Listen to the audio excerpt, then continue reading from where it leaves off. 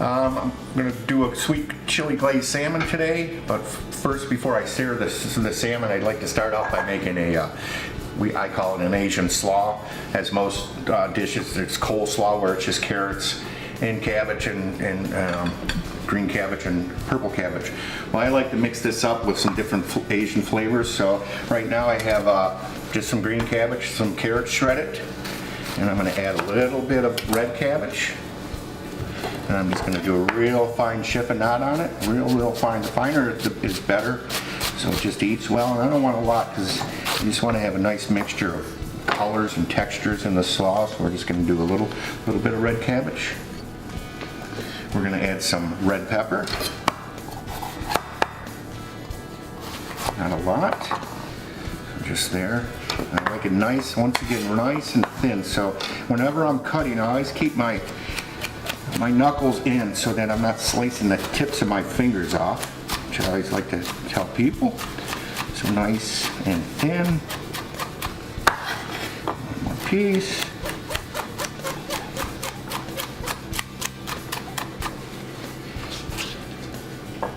So I have some red.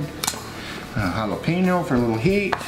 And jalapeno, a lot of people will slice the jalapeno in half and then use your fingers to get in there and pull out the seeds, and then you rub your eyes with it, and the next thing you know it, it really is. But I like to just slice off the corners or sides, that way I don't get any seeds. And all you're really doing is just getting rid of the seeds that are the hottest part of the chili. So I'm going to add a couple to the slaw.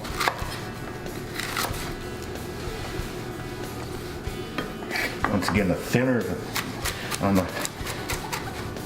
jalapeno, the better.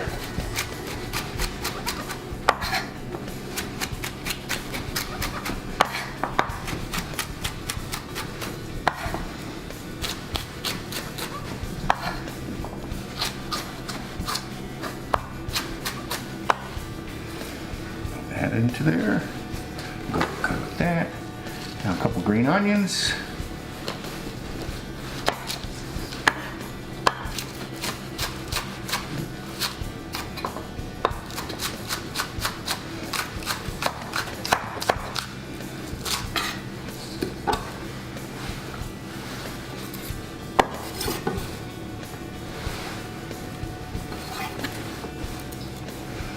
As far as the vegetables now, I like to add some fresh cilantro to the slaw, and I just like to rip the leaves off the cilantro and try to keep them whole in the salad or the slaw. But other herbs that I like to add to it also, and it's optional, just fresh basil and just fresh basil leaves torn and fresh mint, and it just makes it such a refreshing salad or slaw in the summertime. So that's all I do. So all those ingredients. So it's pretty much optional what you want to add and so forth, but I like adding that just for the color and textures.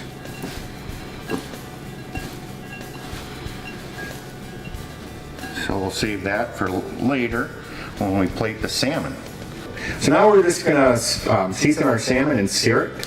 So just a light bit of sea salt, of course. And I'm just going to sear it on high. A little mixture of half sesame oil and half canola oil. It gives the salmon a bit of flavor and also gives it a higher heating texture. And I'm going to wait till the oil starts to ripple before I add the salmon, so that it gets a good sear and it won't boil in the pan. We want to sear the salmon and not boil it.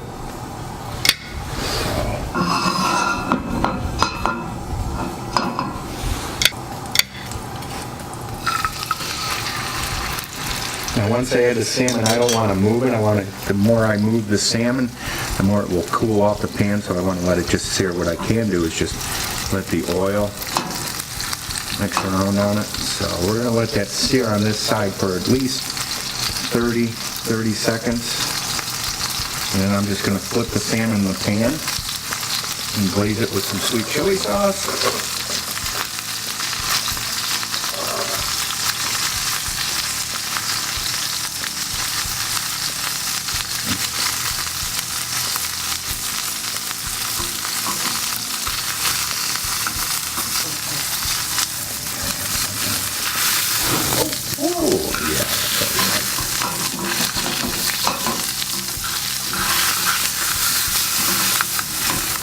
about all I want to do on the sear anymore. I'm going to turn off the heat. I'm just going to add the sweet chili right on top. I'm going to stick that in the oven to glaze. Alright. And then that's going to stay in there about 3 to 4 minutes until it's medium rare. Okay, here. So, salmon's out of the oven. You can see it's nice and glazed. So, set it on the counter there. So what we're going to do is to finish the dish, I'm just going to take some mixed greens. Oh, nice, depending on how hungry you are. Just going to add a few greens, and then our Asian slaw that has we have here with the little crunchies in it, and add that to it. We're also going to have our cilantro ginger vinaigrette.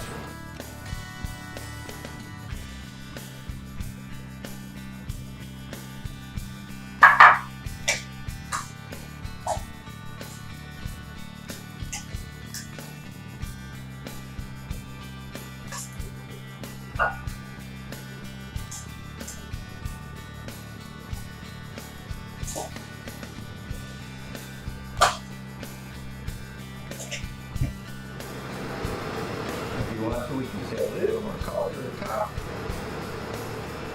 If you want to add some crunch, or if you want to be gluten-free, you can add some Salmon noodles. But I like the crunch on the noodles. I also like to add some toasted cashews to the dish if you'd like. So we're going to take the salmon and place it on top. And I always like to finish it with some mango salsa on top.